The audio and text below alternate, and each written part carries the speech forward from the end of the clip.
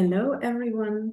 My name is Leonie Stenske, and I work as a research fellow at the Berlin Institute for Islamic Theology at Humboldt University of Berlin in Germany. More specifically, I'm part of a junior research group concerned with the study of practices in Islamic contexts using practice theory. My field of research are kindergarten, and more specifically Islamic kindergarten. And there I look at intergenerational knowledge transfer. Today I use my time to talk about one aspect of my research, that is the history and genesis of Islamic kindergarten in Berlin and what food has to do with it.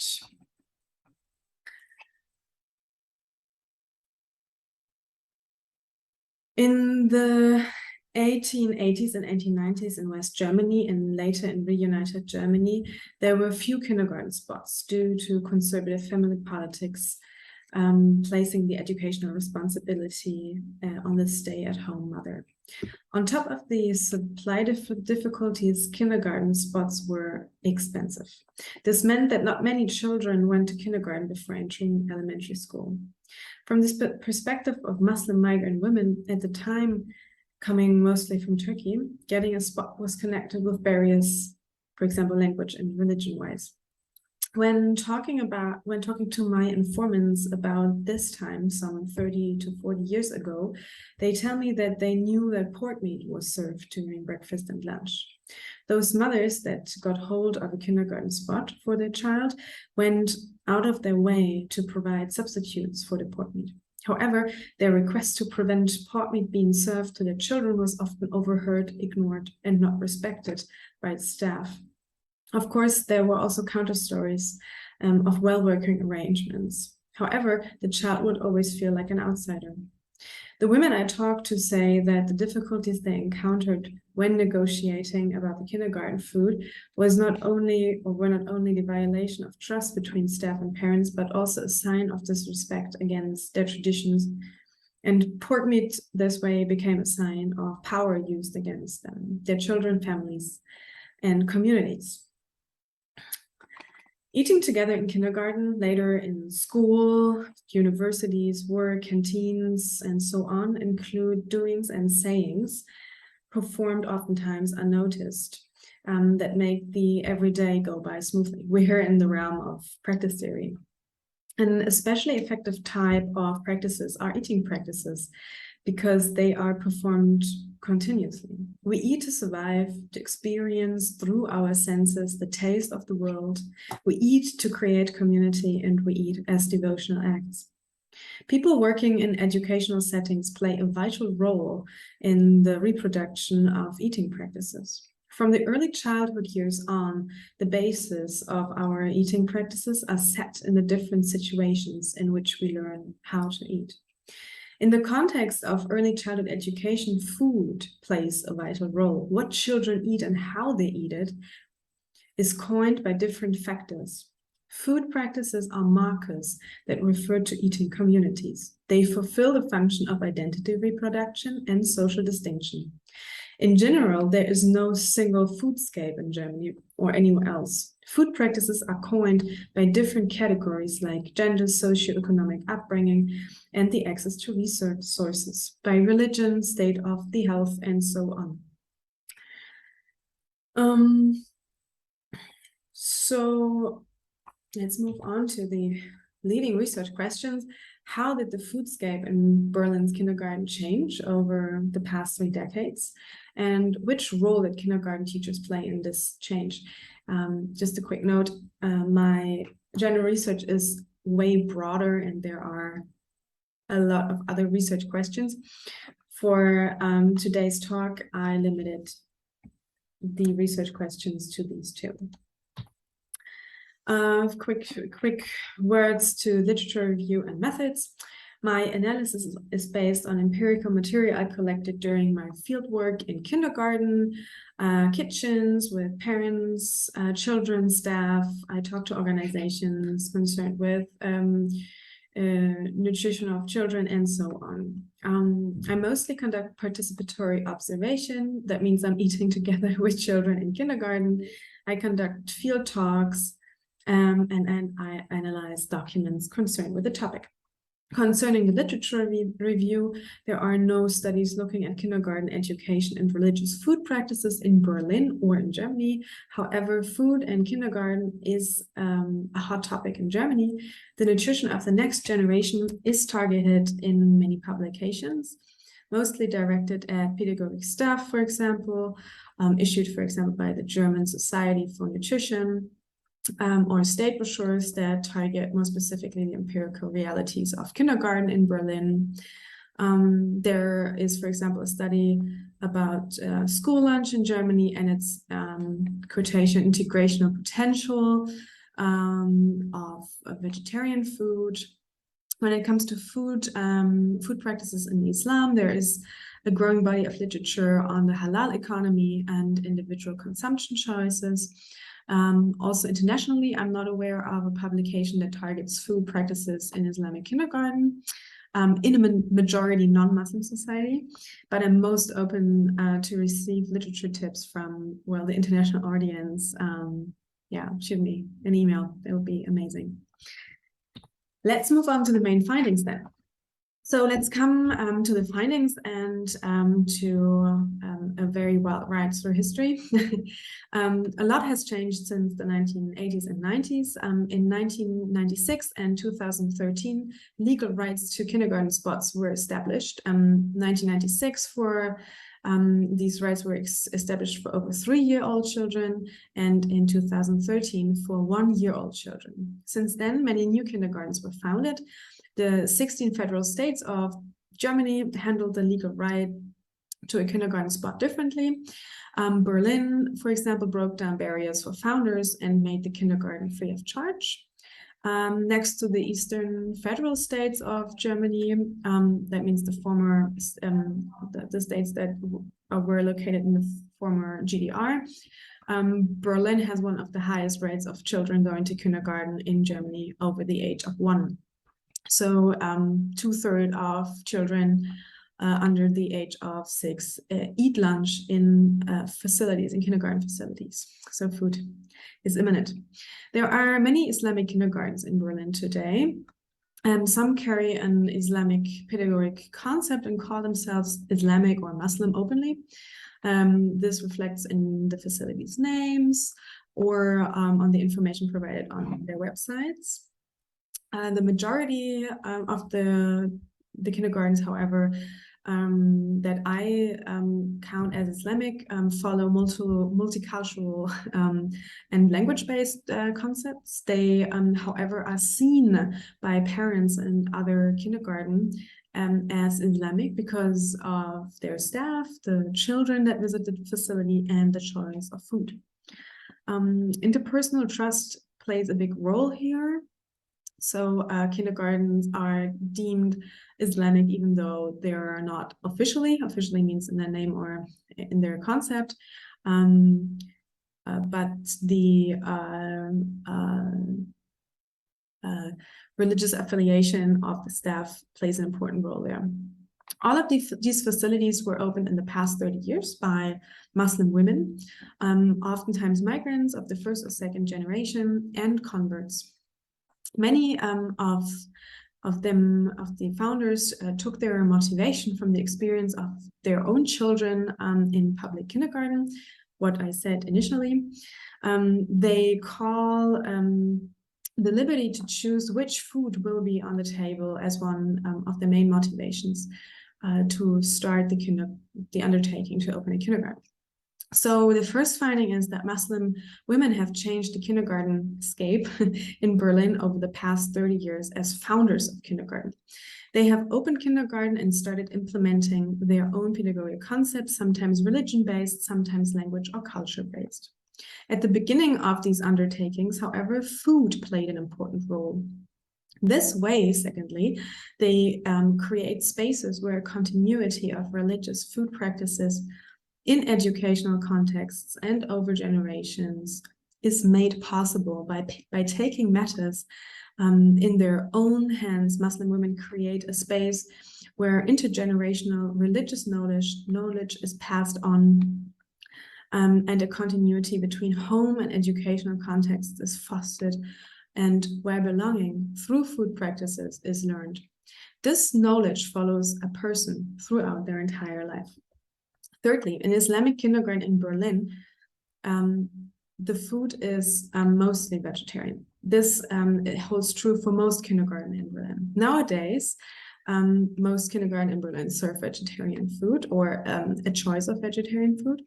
This has to do with different reasons, changes in the knowledge we have about what a good diet is.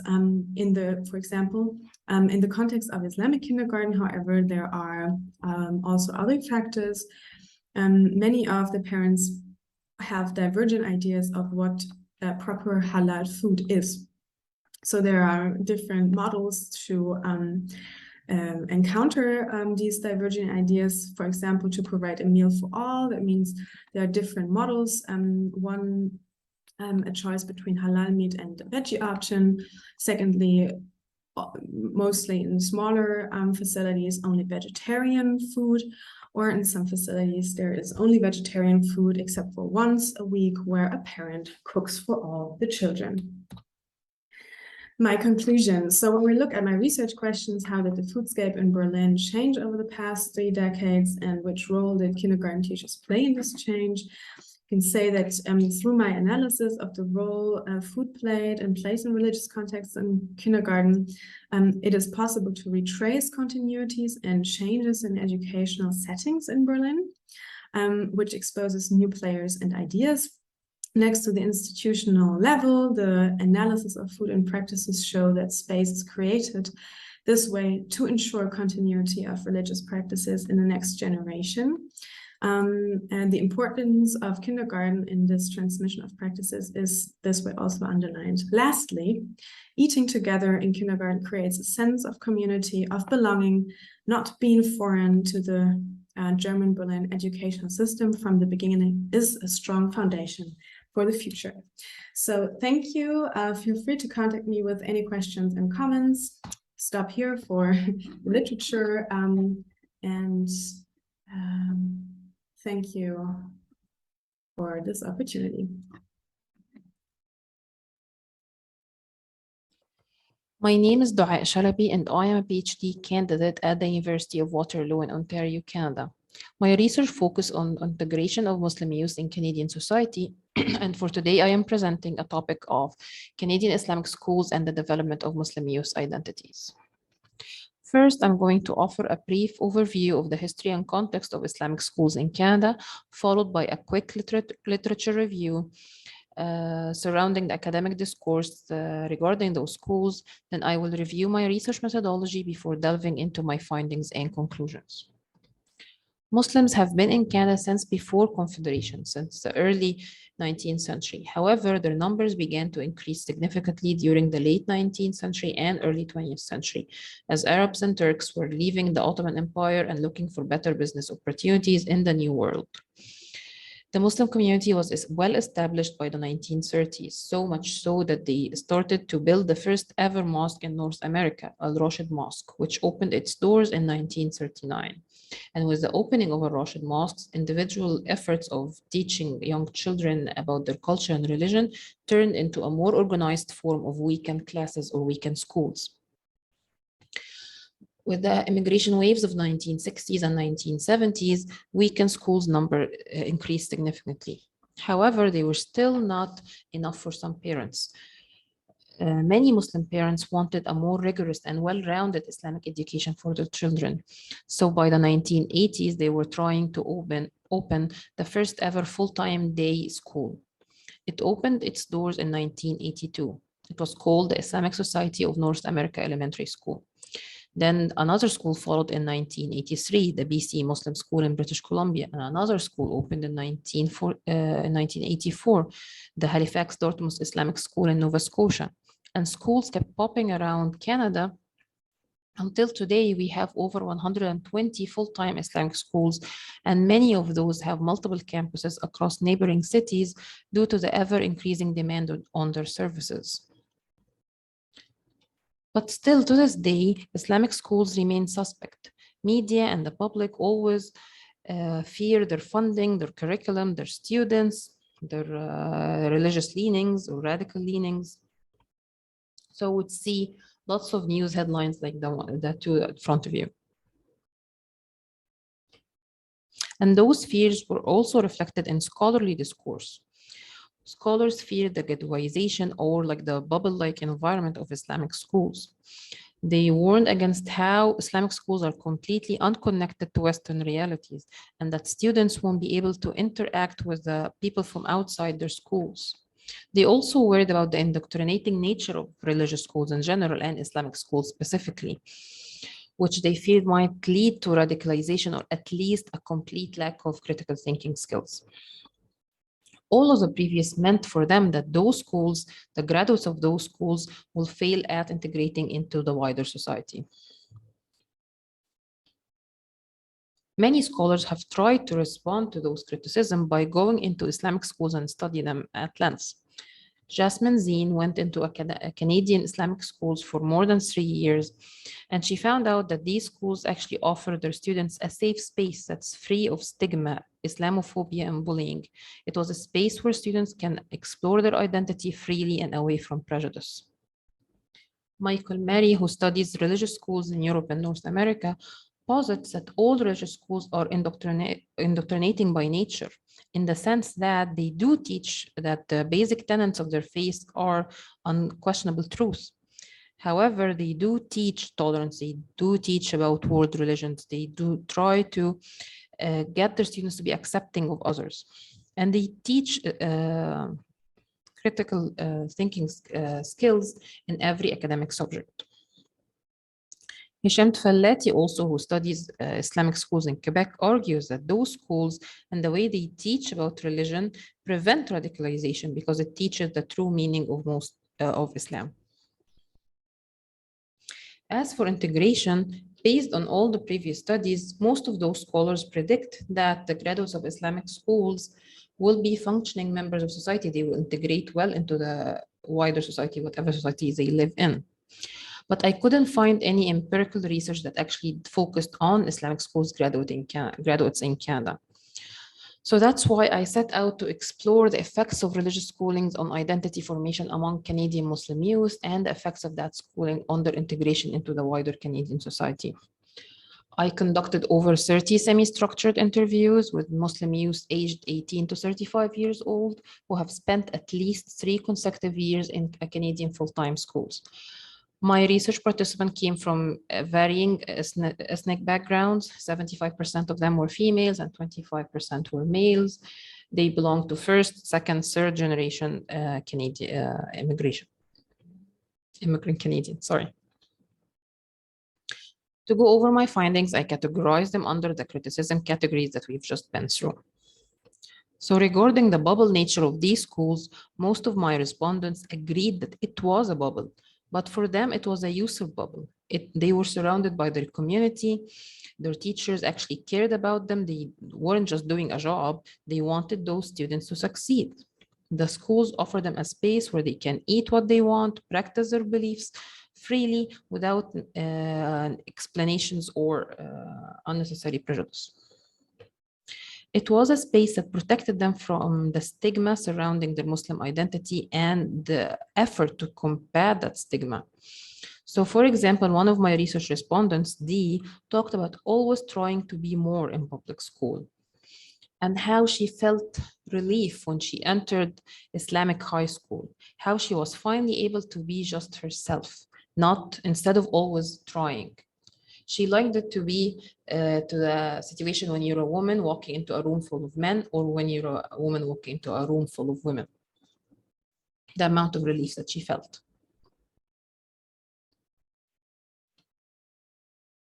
As for the indoctrination and lack of critical thinking, most of my respondents stated that they loved the academic experience in Islamic schools. They were taught valuable critical skills that benefited them later on in their university and career. Still, many of them complained about how some teachers would teach about Islam in a very black and white manner that doesn't go into the different mazhabs or different scholarly opinions and various matters, which caused them to have some culture shocks when meeting other Muslims in university or later in work, who practiced differently than what they have been taught.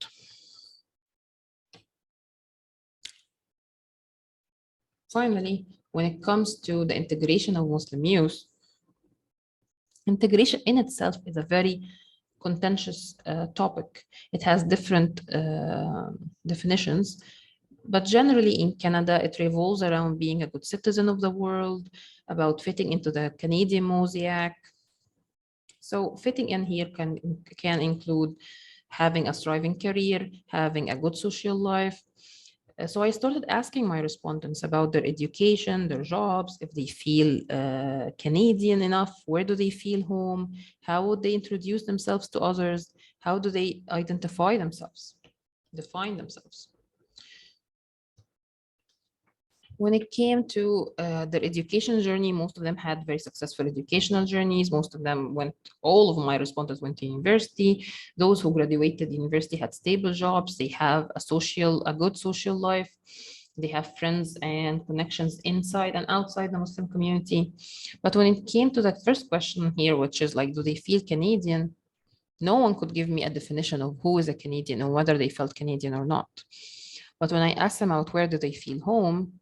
Almost every answer was with my family at and insert their hometown in Canada. And finally, when asked about how they would introduce themselves, around 60% of my respondents answered with profession and characteristics likes, not with the usual like regular identity markers such as nationality, ethnicity, because they didn't see it as important. They all identified as Muslims, even the non-practicing, they still identified as Muslims. But they viewed the regular identity markers as irrelevant to their interactions or relationships with others. This complicated relationship that the youth have with the multiple components of their identity was reflected beautifully in one of my respondents' answers. So O is a 32 years old female. When answering about how would she identify herself, she stated, I am Muslim, period, but then I am Canadian when I need to be, and I can be Egyptian if need arises. And when probed further about the stable Muslim, but the changing other markers, she answered that it was like a root for her. This is who she is. She could not pass as Canadian. She could not pass as fully Egyptian. But she needed that truth for her to respect herself and for others to respect her, which drove me to look for a way to describe this phenomenon, because this was not intersectionality. It was a refusal of most labels, but still acknowledging the religious roots. So the framework that helped me best explore this phenomena was rooted cosmopolitanism. Rooted cosmopolitanism implores us to see that we cannot come to understand the significance of others unless we first have been immersed into our own community. Much like children who won't develop a sense of relation to the world or to others around them unless they have been formed bonds of love and trust with their family.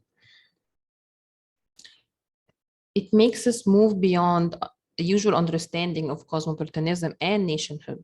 The nation is no longer the locus of unqualified sovereignty or like loyalty. For those raised in the diasporic communities, their religious identities does not have to melt away for them to integrate into their new society. Because let's face it, whenever someone is talking about the integration of Muslims into a specific society, they're asking them, do you feel like a citizen of that? Where is your loyalty? Is your loyalty to your religion or is your loyalty to that country? But those youth have moved beyond those narrow definitions. Religion for them is like the starting point, the anchor that make them develop their sense of self, their identity, and it makes them mobilized to be good citizens of the world. But they refuse to be labeled anymore. So to summarize, The graduates of Islamic schools are successfully integrated into their societies.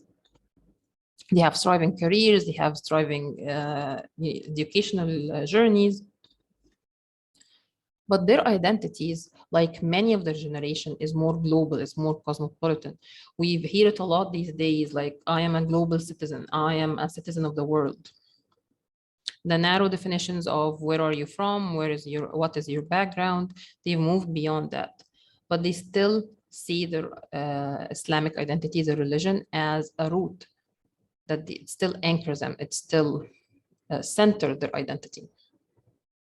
As for the schools themselves, they do have a bubble environment, even the graduates admitted, and which has some drawbacks, but mostly helps the youth gain confidence in themselves. And the schools tend to create a black and white mentality, which can affect inter-community interactions. But most of the graduates actually overcome that mentality once they encountered Muslims from other walks of life. Thank you. Hello, I am Norouzi from Iran. I'm glad to have a chance to present my paper here. Let us start with my title. Experiencing the feeling of shame in childhood caused by the imposition of beliefs and tracing its reasons in the Quran. Case study: 13 to 15-year-old Iranian Muslim girls living in Tehran. Problem statement: we are supposed to obey various requirements in the life, such as requirements which are set by government, companies, schools, universities, families, and hundreds of other legislators.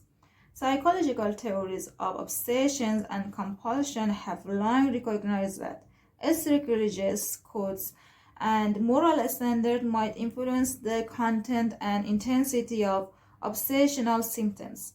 In spite of some contradictory findings, most empirical studies have found a positive association between religiosity and obsessive-compulsive disorder symptoms. Since a large number of scholars have previously analyzed the relationship between mental health and religion by using psychological methodology in all over the world, in this paper, I do not repeat this examination because my goal is not to analyze the harm caused, and I only want to know whether moral and Islamic requirements are imposed on children at school or at home. And I also want to know if there is a trace of compulsion to perform Islamic requirement in the Quran or not. For this purpose, by focusing on the verse of the Quran, I investigate the attitude of the Quran in the implementation of the Islamic requirement by the people. Does the Quran have the people of the society free to comply with Islamic requirement, or does it force them to obey through the threats? Okay, I prepared a questionnaire and distributed it to 50 girls between 13 and 15 years old in Tehran. These 20 questions classified into 4 categories. First, religion requirement imposed by the family. Next one, religious requirements imposed by the school. The next one, moral requirements imposed by the family, and last one, moral requirements imposed by the school. I gave them a scale for the answer. They are as followings: strongly agree, somewhat agree, no comment, somewhat disagree, and strongly disagree. I used the most frequent answer to analyze the result of questionnaire. Let's go to analyzing the responses to the questionnaire. As I said, the first part was religious requirement imposed by the families. When it comes to religious requirement imposed by the families, although hijab is compulsory in Iran, and in previous decades there were a lot of pressure on women from the government and families to obey it, recently this pressure reduced from families dramatically. Therefore, it shows that girls are not ashamed due to not having hijab, because it is not imposed by families on girls as before in a big city such as Tehran. Moreover, it indicates that issues such as kissing a non-mahram person, insulting the Quran, and not praying are still important for families, and as a result, their girls try to obey their rules, and otherwise they feel embarrassed. Besides, not fasting during Ramadan is another issue which make girls feel embarrassed, but its intensity is less than previous mentioned issues. It is interesting to note that a controversial issue such as girls' period, which was big taboo previously, is not anymore in a big city such as Tehran. It indicates that girls can talk about it freely and their families, and it does not make them feel embarrassed. The next category was religious requirement imposed by the teachers. In spite of freedom that girls experience in their families, teachers in schools who are supposed to teach Islamic requirements to students impose issues such as not insulting Prophet, compulsory hijab, and necessity of hiding girls' period from others. Although all teachers in their families may not push their children to obey these rules, they, as teachers who work in an Islamic country, are obligated to promote the idea of this country. The next category was moral requirements imposed by the families. When it comes to moral requirements imposed by the families on girls, it's noticeable that protecting the environment is more important than religious issues for families. As a result, they try to teach their children to care about issues such as protecting animals and nature. Moreover, not smoking is another issue that is taught by families. Therefore, girls in a big city like Tehran learn from their families to be sensitive about their environment and feel ashamed if they neglect to comply with moral requirements. The last category was moral requirement imposed by the school. Doing a school assignment is a requirement that if students do not comply with, will experience shamefulness. Global warming is another issue that children care about. It seems that they became aware on global warming because it is written on their books. On the other hand, since the Islamic Republic of Iran opposes keeping pets at home, and even they criminalize keeping a dog, teachers at school do not teach requirements such as pet protection to children. Furthermore, since the frequency of the no comment for issues such as caring about trees and watering a pot was more than others, it indicates that either they do not learn at school to care about them, or even if they learned, they do not consider it as material requirements. Let's go to attitude of the Quran in the implementation of Islamic requirement by the people. The methods mentioned in the Quran for the implementation of Islamic requirement is warning about the consequence of sin. Moreover, it emphasizes that Muhammad is only a reminder and he shouldn't put people under pressure. In verse 21 to 24 Surah Al-Qashiyah, God said to Muhammad, "You are only a reminder. You do not have full control over them. However, those who turn away and disbelieve, Allah will punish them with the greatest punishment." According to this verse 1, Muhammad must not put pressure on people for complying with Islamic requirements. 2, God warns sinners about the consequence of a sin. It means that although there is not any penalty for disbelievers, they are still under pressure because of God's threat. In verse 66 and 67 Surah Al-An'am, there is similar stories. Again, God firstly says to Muhammad that you are not in charge of them, and then he warns disbelievers. The similar stories are narrated in other surahs such as Yunus, Al-Imran, and An-Nur. Moreover, in verse 256 Surah Al-Baqarah is mentioned that there is no compulsion in religion.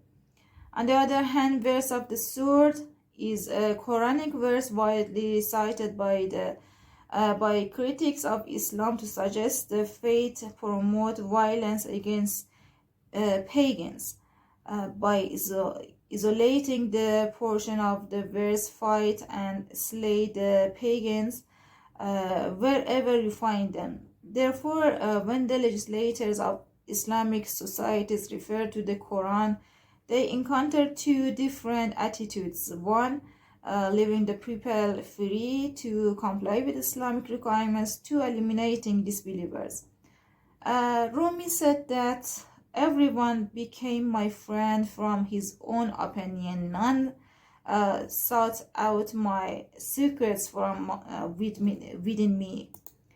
This verse actually shows our different interpretation of a single text. Since people's interpretation of a single text are different after the advent of Islam, most of the legislators started fighting with disbelievers in a society by referring to the verse of the sword, and also they were strict in the implementation of Islamic requirement. But on the other hand, some people had a peaceful coexistence with disbelievers. Okay, let's do the conclusion. There are a lot of requirements which children should comply with. Families at home and teachers at school are two important legislators on this regards. In this paper, I focused on moral and religious requirements imposed by both teachers and parents. The analysis of responses to questionnaire shows that parents at home mostly teach moral issues, and on the other hand, teachers at schools teach religious ones. Results show that pet protection is not something that is taught at schools. Since the Islamic Republic of Iran opposes keeping pet, teachers at school do not teach requirements such as pet protection to children. On the other hand, children indicate that they strongly agree that they learn at home to be ashamed if abuse animals. It shows requirements on caring about animals are mostly teaching by parents rather than teachers. Moreover, having hijab is an Islamic requirement which is requested by teachers rather than parents. Although hijab is compulsory in Iran and even families used to put pressure on girls to obey it, recently this pressure reduced from families dramatically, but teachers still put pressure on this regards on girls. Quran in the implementation of Islamic requirements has two contradictory approaches. According to verse 256 Surah Al-Baqarah, there is no compulsion in religion. On the other hand, according to the verse of the sword, pagans have to be killed. Since people's interpretation of a single text are different, after Islam, most of the legislators started killing disbelievers by referring to the verse of the sword. On the other hand, some people had a peaceful coexistence with disbelievers. In the Islamic Republic of Iran, politicians suppose that peaceful coexistence with non-believers is equal to the death of Islamic Republic of Iran. Therefore, they try to impose Islamic requirements on people from childhood due to survival. Thank you for listening to me. Bye. Good morning, my name is Sara Mazzei, and this is my PhD research that deals with the impact of identity building policies in the Mediterranean Arab countries' educative systems on the experience of Arab-speaking pupils who migrate to Europe, focusing on their entire educational path and taking into consideration even parents and teachers, analyzing their educational context of origin in depth from a historical and cultural point of view. In intercultural education literature, the need to deepen the cultural universe of pupils with migratory backgrounds often came up, but responses to these appeals are rare. As postcolonial education points out, intercultural education often advocates coexistence between cultures without considering the real economic and power relations between countries of departure and those countries. Furthermore, it gives great theoretical importance to history, but hardly considers the history of the home countries of immigrant pupils, especially colonial history, as a determining element in the construction of identity and belonging in the educational processes. This research aimed to bridge this gap. The analysis of the educative systems of departure is carried out starting from a mixed categorization of Arab educative systems in dynamics or statics, depending on whether they taught to respect or cross-border, and following Nussbaum's multifactorial analysis of educative systems, for which humanities have a key role in the transmission of identity. Traditional values are addressed by looking at them through Habermasterization. The impact of colonialism and nationalism on identity in education is based on Anderson's reflection. The relationship between education and economy is addressed through the concepts developed by Bourdieu and Passeron in their work Reproduction in Education, Society and Culture. For them, education is not the mirror of the existing society.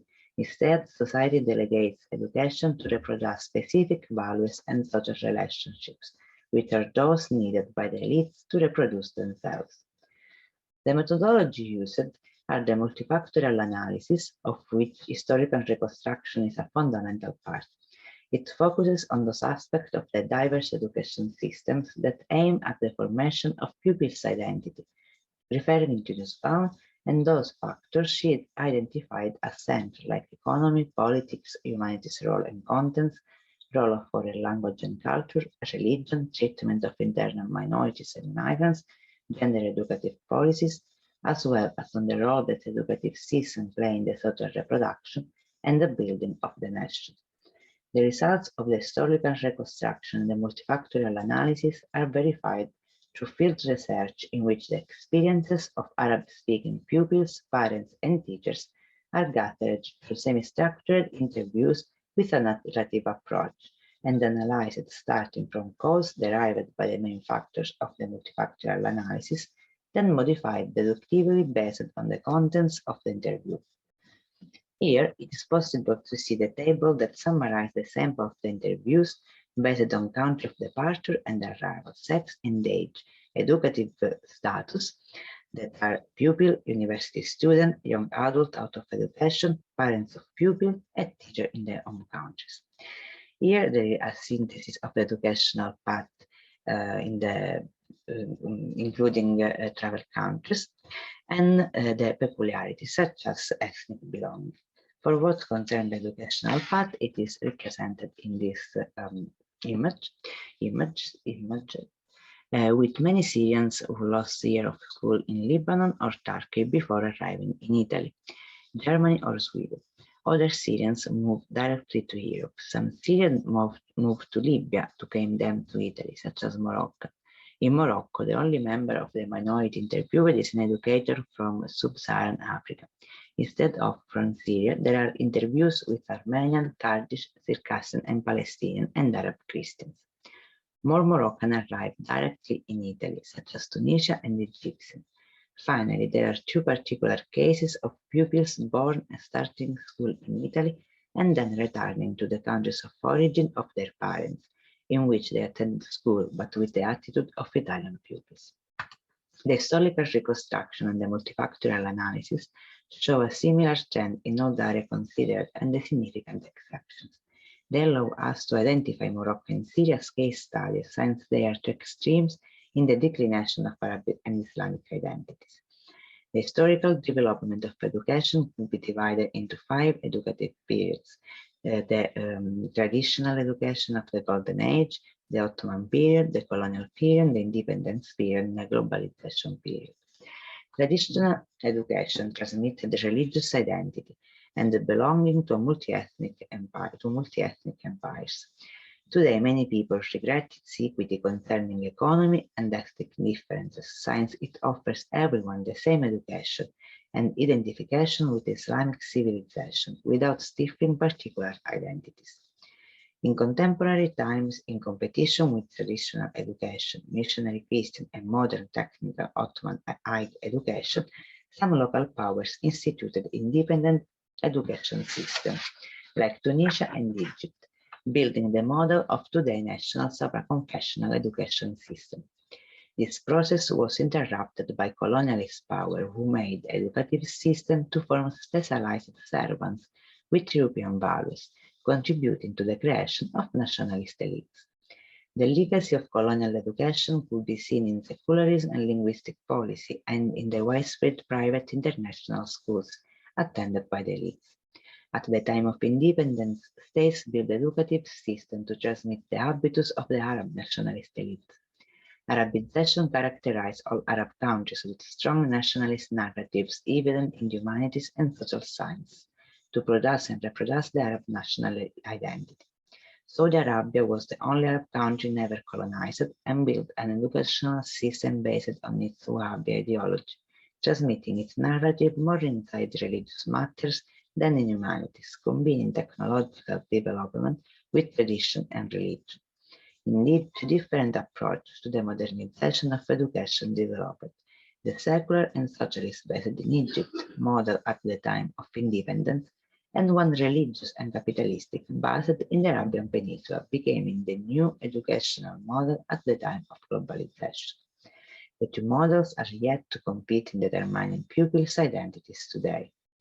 Now, the Arabization drive softened in most countries, leading to the recognition of the rights of linguistic minorities. Morocco and Syria followed a path slightly different from this general trend. Morocco, at the time of the millennium, changed its strategy with the inclusion of personalities such as the Minister Tawfiq of the Tariq Abbasiyya in the government. The Sufi influence means spreading a tolerant and open-minded religious interpretation, avoiding the dichotomy between secular education on the French model, of which some Tunisian and Algerian complained, and religious education on the Wahhabi model, and opting for an education anchored in religion and identity, but not close toward others. Moroccan education transmits Muslim and national identity and overcomes ethnic differences with loyalty to the king. Economic disparities are extreme, with a weak public education system with low educative results, and a developed private one that forms the elite. Despite this, public and private education's values are the same, and the interviewees appreciated and shared them. On the opposite side, there is the Syrian educative system, which, on the contrary, had excellent learning outcomes, but whose political regime negatively influences freedom of thought, opinion, and discussion in the classroom, and propagates through humanities and aggressive Arab identity, close toward minorities and the rest of the world. Many talks about the ban on indigenous minority languages and histories, such as Kurds, and of the taboo about particular religious belonging diverse from Sunni Islam, transmitted as the true religion of Arabs together with Christianity. Starting from 2011, the civil war led to a fragmentation of the national education system with the creation of different systems, each aiming to build its own imagined community and transmit certain narratives and values to future generations. At a certain point, there was, at the same time, education provided by the government, by Daesh, by Arab rebels, and by the Kurdish autonomous organization. Each education represents different narrations and habitus coexisting in the same country. Non-governmental and non-Islamic groups such as the Arabs and the Kurds carried out the most significant pedagogical experiments that are little known and analyzed in the literature and will deserve to be explored in more depth. Looking at the educative experiences in Europe, the main cultural clashes are found in religion, history and geography, and social life. Regarding religion, as Habermas states, the clash is not between different faiths, as interviewees are used to attending school with Christian pupils and teachers, like in Syria, or they are taught in their own country respect towards Christianity, like in Morocco. Most Muslim pupils in Italy attended Catholic religious classes, developing an interesting relationship with the teacher that helped them understand the country's tradition and integrate without being asked to change their faith. This dialogue could be seen as a way to prevent radicalization, as it is based on mutual respect. Instead, the clash happens with the aggressive atheism of the environment, like in Berlin, of some philosophy or science teachers who do not give the same intellectual dignity to the religious and the atheist positions.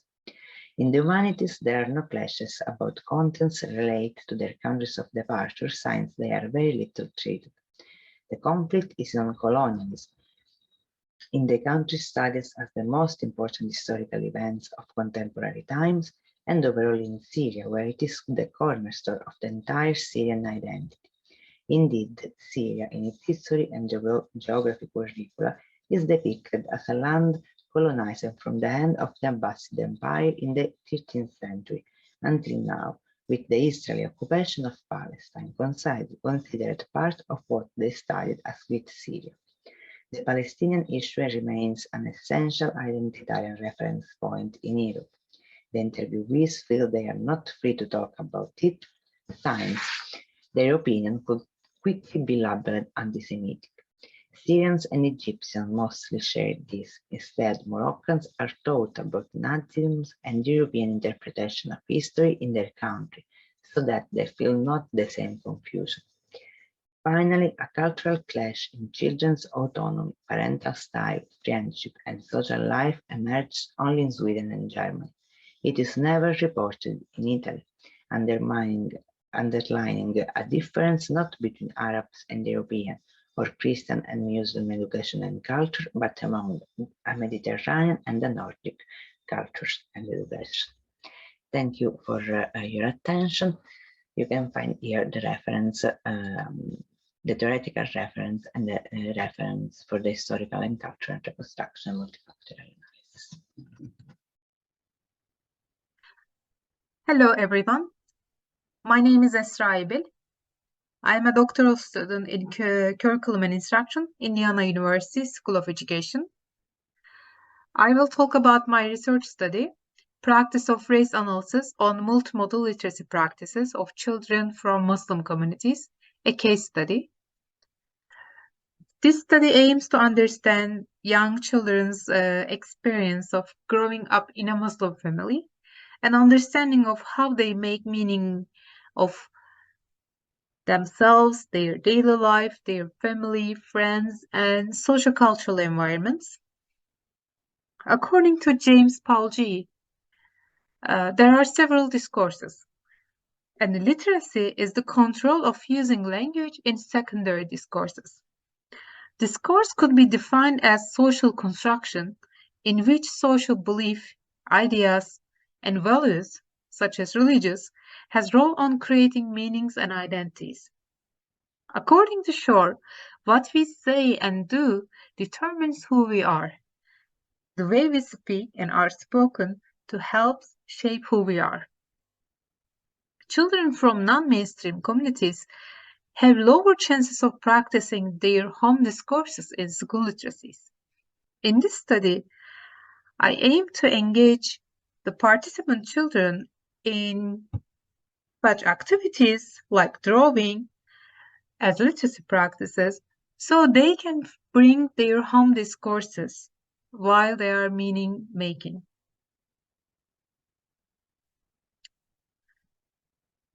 In this study, I have a couple purposes. The first one is to understand children's meaning making of their life, their daily life, and observe them. And the second one is providing them with multimodal literacy practices so they can bring their home discourses.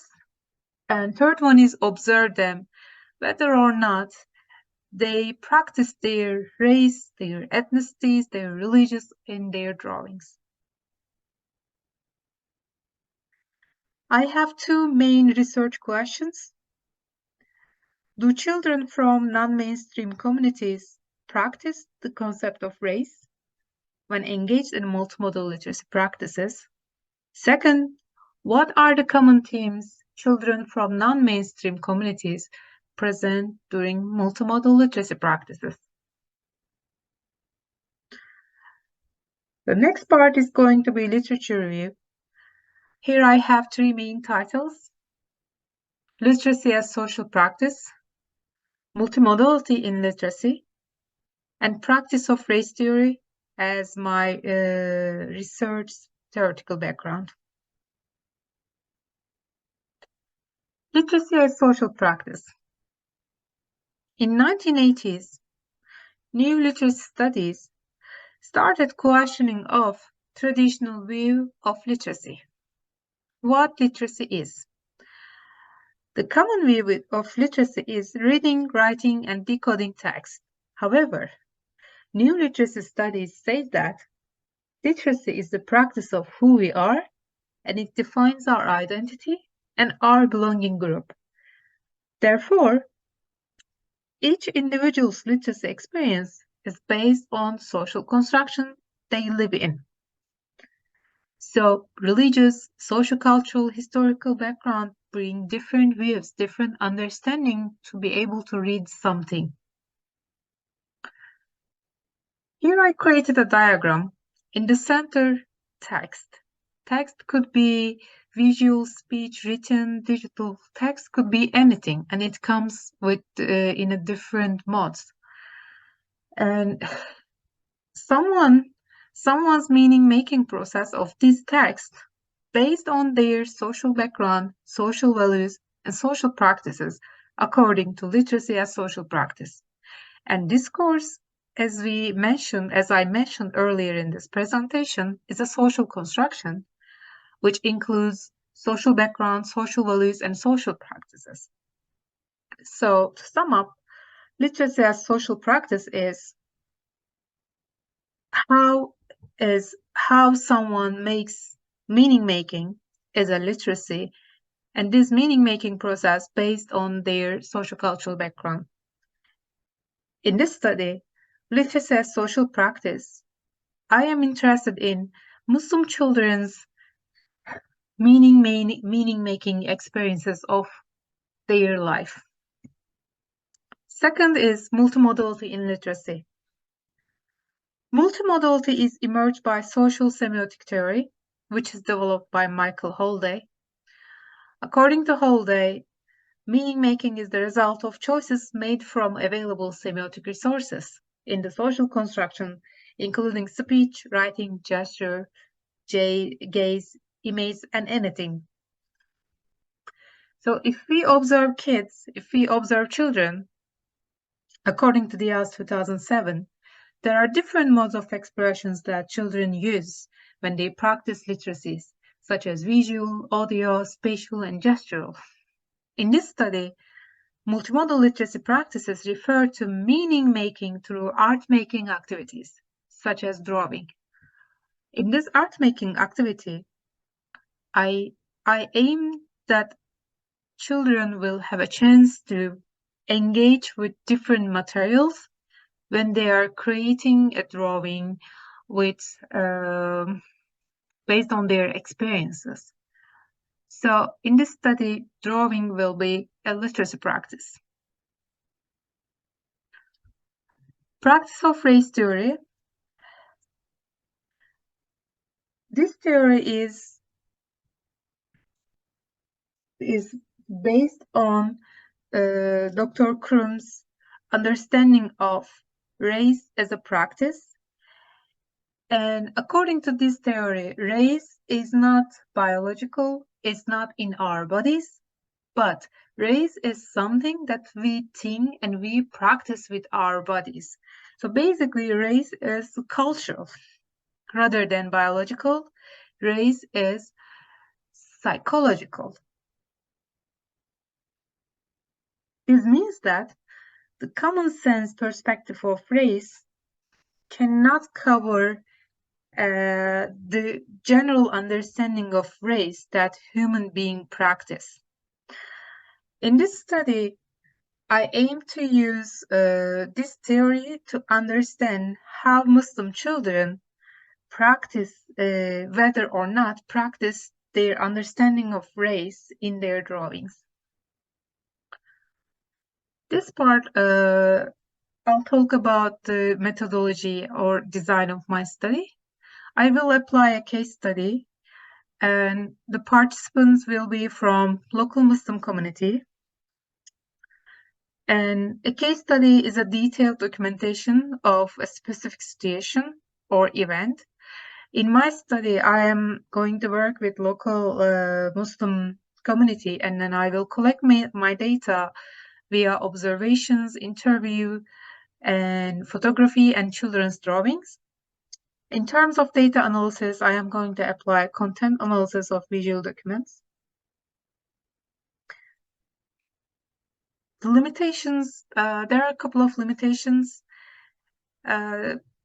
because the Muslim community here in the Midwest town is a limited number, so there will be a limited number of children that I could find and work with. And as I'm interested in diversity, diverse social cultural background, there might be limited diversity among the Muslim communities. And my study covers children between ages of 7 to 12. And as it's qualitative research, and as I am from Muslim community, there might be researchers' subjectivity. And some children's main language might not be English, so there could be language differences, so it might create some difficulties.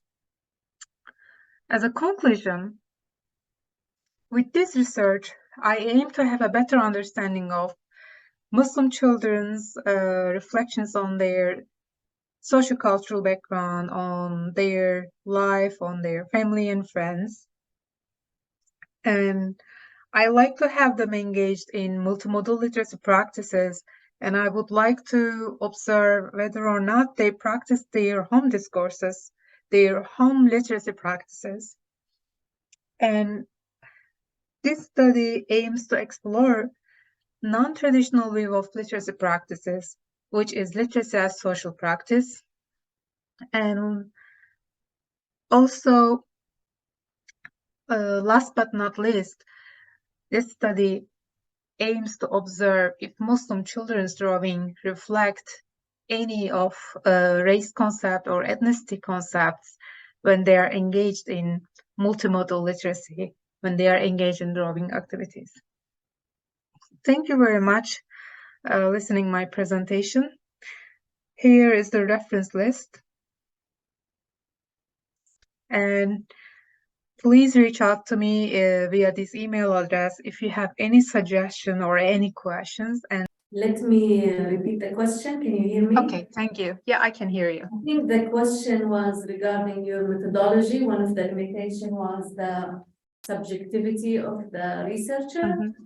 And the question is, what kind of steps you can take, or have you taken, or will you take in your study to minimize researcher subjectivity? And maybe I'll add my question now too, like, do you really need to reduce your subjectivity as a researcher when you're looking at meaning making, and you as a researcher have to make your own meaning of your study? Is that something that's a limitation or a strength in your study? Sorry, I have to bring that in too. I think these are good questions and suggestions. So first of all, I have an advisor who is an American and non-Muslim. So I am thinking of when we are analyzing the data, so discussing with her could bring some objectivity. But I think like being Muslim helps me to understand better and make more meaning of children's drawings, because when we are understanding children's drawings, we also need to know about the background. So maybe if I'm non-Muslim, maybe if I'm not that familiar with the culture, so it would be more hard to find out the true meaning. That's what I believe. But I think it's a limitation because I mean, in the qualitative research, I don't think it's too much limitations, because you have to position yourself as a researcher. You have to clarify who you are and what is your position. So it's part of research in the qualitative methods, but mostly in the quantitative part or in the field, people usually ask you, like the academic people usually ask you, like, you are subjective here. That's why I thought it might be limitation. But here, because I am also working with the supervisor from American culture, from non-Muslim culture, it could bring the second view of the data. How am I analyzing my data? Thank you. And there is one more question about my fundings. So basically, I forgot to mention in my presentation, when I'm recording myself, I was in this process of getting my IRB approval. So I wasn't able to start collecting my data. But finally, I got my approval. So I am going to start collecting my data next week. And how am I gonna collect? What are the prompt questions? So I designed it as a 5 meetings. So each meeting has like titles, like the first meeting about self. I have a couple open-ended interview questions. Like if I give you an example, like, can you tell me about yourself? Can you tell me how does it feel to be a Muslim? And then I will I will prompt the kids, like, could you please draw a picture of yourself in your family, like this. So it is going to be 5 meetings, like self, family, friends, school, such as different topics. Then after the 5 meetings, I will have 5 drawings from each children. And so this is going to give me like the frame of their sociocultural environment. Thank you. We have another question. So I guess I have 2 questions. One for the Canadian Islamic person spoke about Canadian Islamic schools. I was wondering if did you find any differences between your male and female interview subjects in terms of how they describe their identity or any of the other questions you asked? And for the panelists about Iranian Muslim girls, I was interested in your distinguishing between moral and religious requirements. Did the parents and teachers that you interviewed see a distinction, or were they saying that were what you called moral requirements? Did they see those as being religious requirements and not distinguish between moral and religious?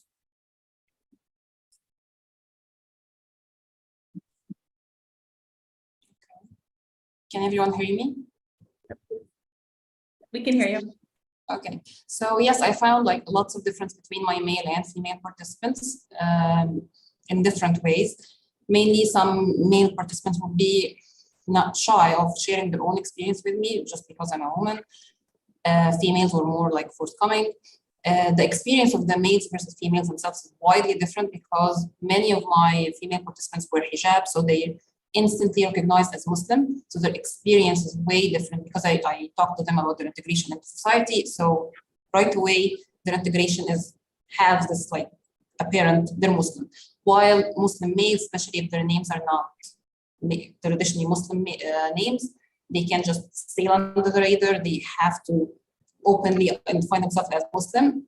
That's when they might face some like integration issues, or they can just, or if they're white passing, for example. Many of my participants are white passing, and they started the university during COVID days, so their university experience completely was online. So they had like no issues being Muslim. That's another issue. Lastly, their experience in schools themselves, like when I asked them about their experience going into an Islamic high school, again, the restrictions regarding males or females were different. I can interview a brother and sister, and the brother loved his Islamic school experience. The sister hated it because of the restrictions that she faced, or the like punishments that some of the social interactions, how they interact with each other. Was like the opposite gender. The males were not as severely punished sometimes as females. So yes, there was a huge difference. I have a whole chapter regarding this issue if you want to get my dissertation.